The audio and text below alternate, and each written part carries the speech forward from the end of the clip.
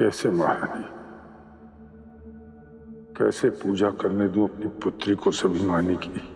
महाराज, आप तो सती को जानते हैं, आपकी तरह ही हठी है वो। यदि बल से आप उससे अपनी बात मनवाने का प्रयास करेंगे तो वो विरोध करेगी, और उसका विरोध करना आपको उससे और भी अधिक दूर ले जाएगा महाराज। पिता और पुत्री के संबंध और बिगड़ जाएंगे। तो फिर आप ही बताइए महारानी, मैं क्या करूं? कैसे रोकूं मैं अपनी पुत्री सती को शिव की तपस्या करने से? महाराज, आपको अच्छा तो नहीं लगेगा, किंतु ये मेरा सुझाव है, आप कुछ मत कीजिए।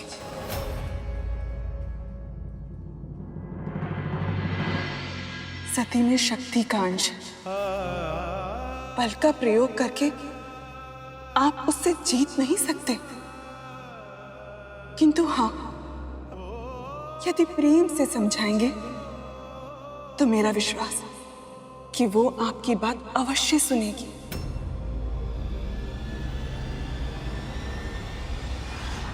पिता की आज्ञा मानकर देवी सती ने महल में फिर से शिवलिंग स्थापित करने का हठ नहीं किया, पर वो स्वयं गुफा में चली गई और वहां तपस्या करने लगी और धीरे धीरे अपना ध्यान अपने प्रिय पर केंद्रित करने लगी और उनकी भक्ति में रमने लगी। ओम नमः शिवाय, ओम नमः शिवाय, ओम नमः शिवाय, ओम नमः शिवाय। वर्षों बीत गए। बढ़ती उम्र के साथ साथ सती के शिव के प्रति भक्ति भी बढ़ती चली गई। ओम नमः शिवाय, ओम नमः शिवाय। और फिर उनकी तपस्या का तेज बढ़ता चला गया। अंत में शिव को समाधि की अवस्था में अपनी शक्ति का आभास हुआ।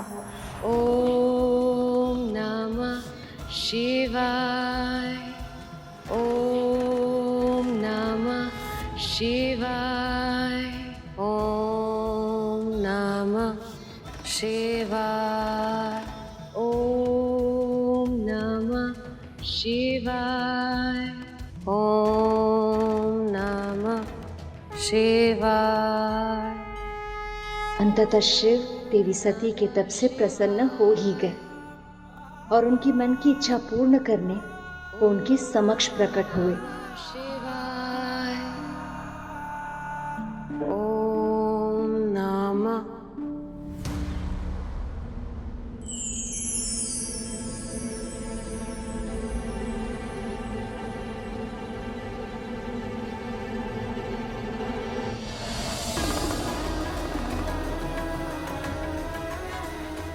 उस दिन सती ने जब महादेव को देखा तो उन्हें पूर्ण होने का आभास हुआ।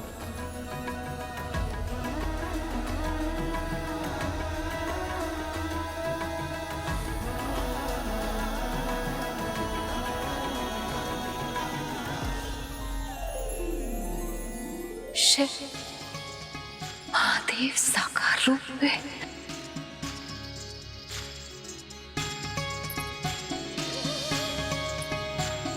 मैं आपकी तपस्या से प्रसन्न हुआ देवी। कहिए, क्या वरदान चाहिए आपको? जिस क्षण से मैंने जन्म लिया है, एक अलौकिक जुड़ाव सा अनुभव किया है आपके साथ। जब मैं आपके बारे में कुछ भी नहीं जानती थी, तब भी मेरे मन में आप ही की छवि थी। जब मैंने आपको शिवलिंग के रूप में पहली बार देखा, एक विचित्र पूर्णता का आभास हुआ था। सत्य तो ये है महादेव कि आपके बिना मेरा मन नहीं लगता। भूख, प्यास, निद्रा, ये सारी आवश्यकताएं मुझे व्यर्थ लगती है। मन करता है सदैव आपको निहारती रहूं, आपकी सेवा करूं, आपके निकट रहूं। आप मेरे जीवन के अभिन्न अंग हैं महादेव। अब मैं भी आपके जीवन का अभिन्न अंग बनना चाहती हूँ। अब तक मैंने केवल अर्पण किया है, पर अब स्वयं को समर्पण करना चाहती हूँ। मैं आपको अपना पति परमेश्वर मान चुकी हूँ महादेव। क्या आप भी मुझे अपनी अर्धांगिनी के रूप में स्वीकार करेंगे? बोलिए महादेव, देंगे मुझे ये वरदान? यदि आपकी यही इच्छा है तो ऐसा ही होगा।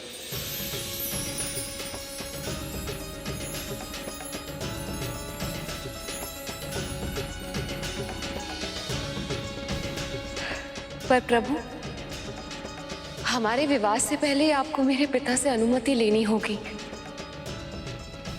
ये कार्य कठिन है, पर आप आपकी हर इच्छा पूर्ण करूंगा मैं।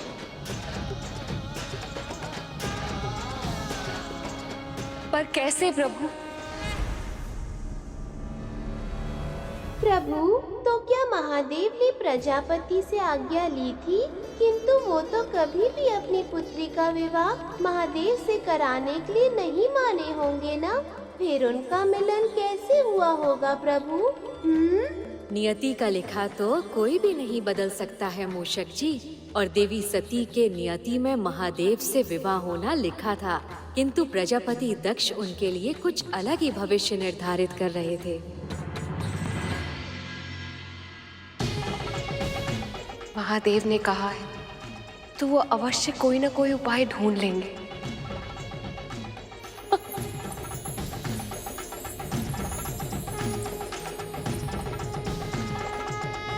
मेरा विवाह महादेव शिव के साथ होगा।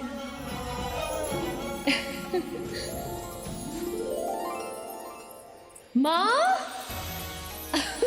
माँ, माँ, विशाखा, विशाखा, मैं बहुत प्रसन्न हूँ, बहुत। अरे हुआ क्या? पूछो मत, बस मन करता है कि प्रसन्नता की आकाश में उड़ती जाऊं, उड़ती जाऊं। माँ, माँ। अरे सती, माँ उठो। अरे क्या हुआ? अरे क्या कर रही हो ये? बहुत प्रसन्न हूँ माँ, अरे बहुत। सती, इतने वर्षों बाद इतनी प्रसन्नता देखी तुम्हारे मुख पर, क्या बात है? आप जानती हो पिताजी, पिताजी, आपको पता है कि आज आप हमसे सुनिए एक उत्तम समाचार। हमारे पिता ब्रह्मदेव ने अन्य गुरुजनों के साथ मिलकर आपके विवाह का मुहूर्त निकाला है।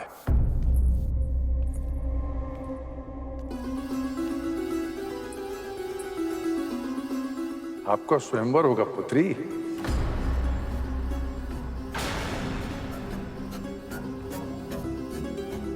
हम आपके लिए संसार के समस्त राज्यों से एक से बढ़कर एक राजकुमारों को आमंत्रित करेंगे। आपके लिए सृष्टि का सर्वश्रेष्ठ ढूंढेंगे हम।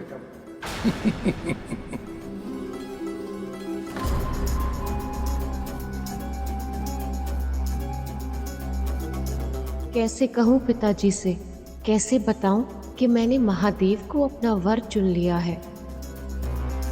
आपका विवाह साधारण रीति से नहीं होगा, स्वयंवर होगा, स्वयंवर। स्वयंवर?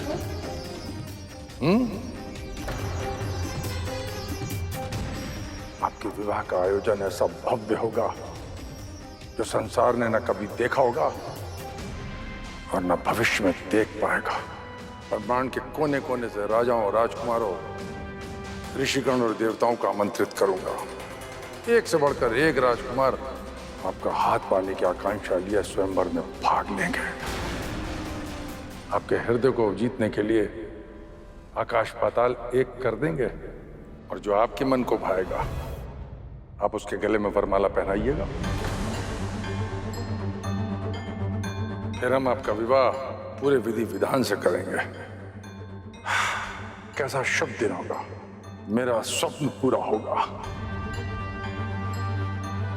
पिताजी, जिसे मैं वरमाला पहनाऊंगी, अब आप सच में मेरा विवाह उसके साथ करा देंगे? हाँ पुत्री, आपके जीवन के महत्वपूर्ण निर्णय में आपकी सहमति भी आवश्यक है। इसलिए सभा में उपस्थित जिस प्रतियोगी को आप अपने वरमाला से सुशोभित करेंगी, हम उसी से आपकी विवाह करा देंगे। इतना बड़ा आयोजन होगा, तब तो उस सभा में महादेव भी अवश्य आएंगे और मैं पिताजी के आशीर्वाद से उनका वरण कर पाऊंगी।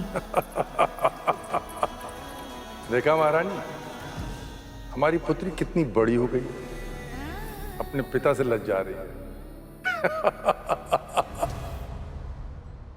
क्या हुआ महारानी, आप किस विचार में हैं? महाराज, आपने सती को वचन तो दे दिया,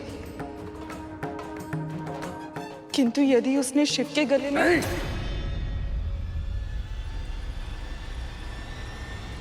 ऐसा कदापि नहीं होगा महारानी। उस एकांतवासी अभिमानी पशुपति को तो मैंने आमंत्रित ही नहीं किया है। और सती के अनुसार बिना प्रेम से बुलाए उसका अपने स्थान से उठना असंभव है। इसलिए सभा में उपस्थित होने का तो प्रश्न नहीं उठता है। न शिव का आगमन होगा और न सती के साथ उसका विवाह।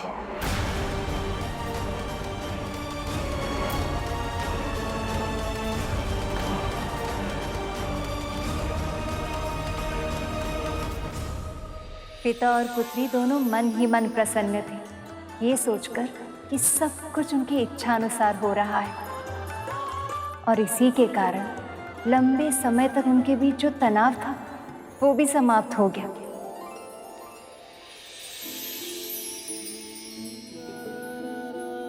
प्रजापति दक्ष अपनी प्रिय पुत्री के विवाह की सारी तैयारियां स्वयं अपने हाथों से करने लगे।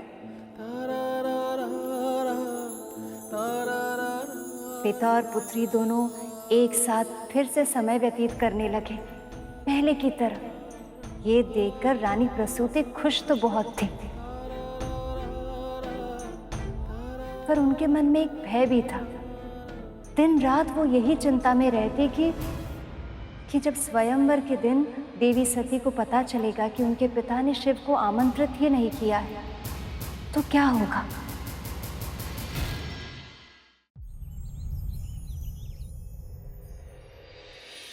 और फिर वो दिन आ गया। अब हो गई तुम तैयार।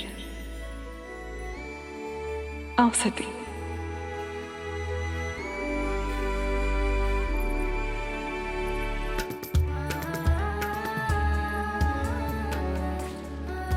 ठहरो, एक छोटी सी कमी है।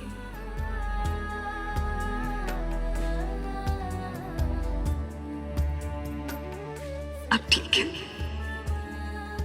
सती, पिताजी, सब कुछ कितना विचित्र सा लग रहा है। एक नया साथी, नया जीवन मिलने की प्रसन्नता, और दूसरी ओर ऐसा लग रहा है कि सब कुछ छूट रहा है। कल ही तो तुम्हें गोद में उठाया था, पर समय न जाने कब भागता चला गया। देखते देखते तुम कितनी बड़ी हो गई। ये नया जीवन पुराने जीवन का अंत नहीं, विस्तार है।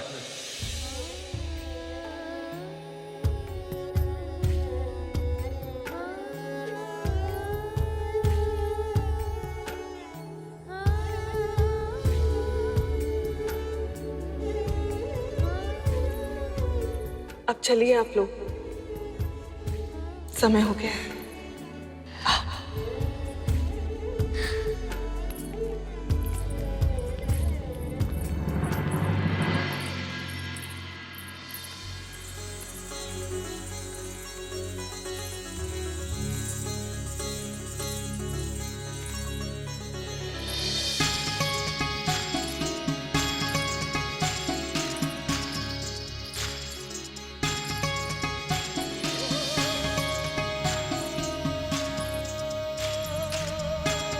बस कुछ एक क्षण और, फिर सदा सदा के लिए अपनी शिव की हो जाऊंगी मैं।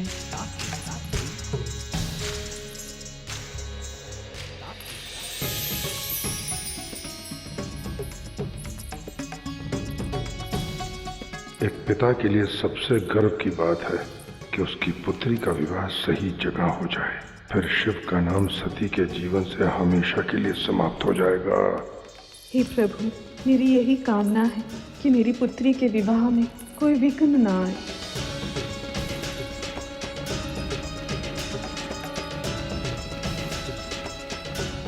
संसार की सर्वश्रेष्ठ सुंदरी है।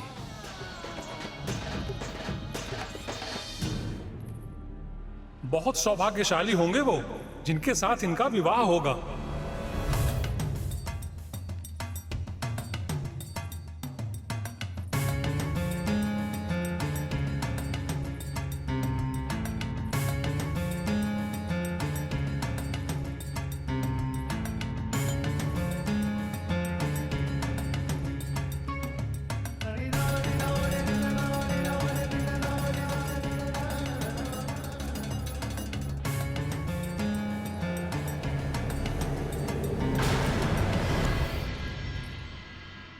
महादेव कहाँ हैं आप?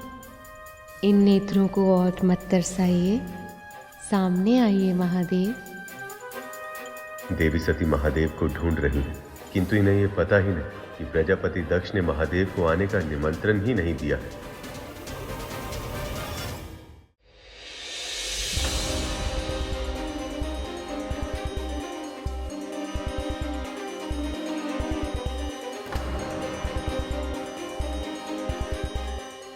यहाँ तो आप है ही नहीं।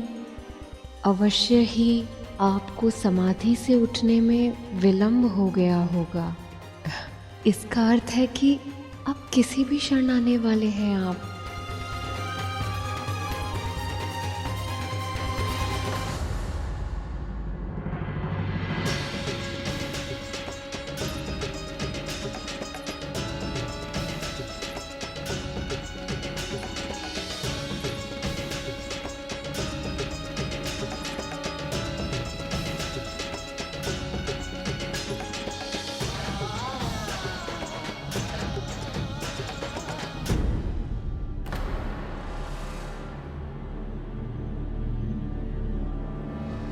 पुत्री,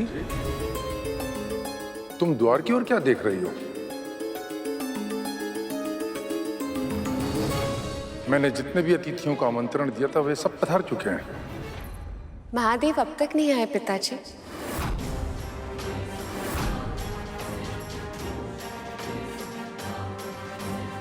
आएगा भी नहीं वो।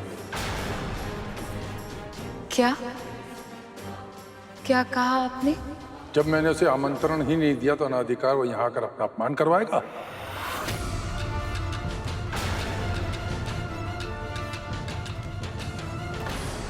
आपने महादेव को निमंत्रण ही नहीं दिया, ये कैसे कर सकते हैं आप पिताजी?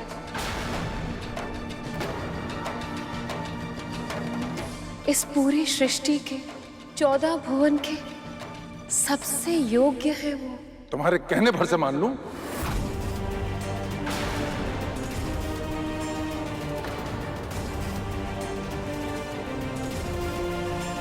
जिसे किसी के गुण धर्म से कोई लेना देना नहीं, जिसे सामाजिक शिष्टाचार निभाना नहीं आता, जो केवल स्वयं में रमता है, वो योग्य नहीं, असभ्य है।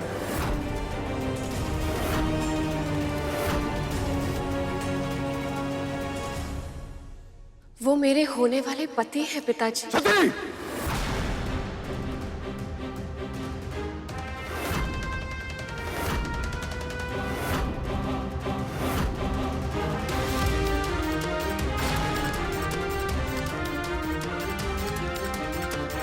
माँ सती के हृदय में महादेव विराजमान थे। उनके अलावा माता सती किसी और के बारे में सोच भी नहीं सकती थी। ये बात प्रजापति दक्ष को भी ज्ञात थी, इसलिए जानबूझकर उन्होंने महादेव को आमंत्रित नहीं किया।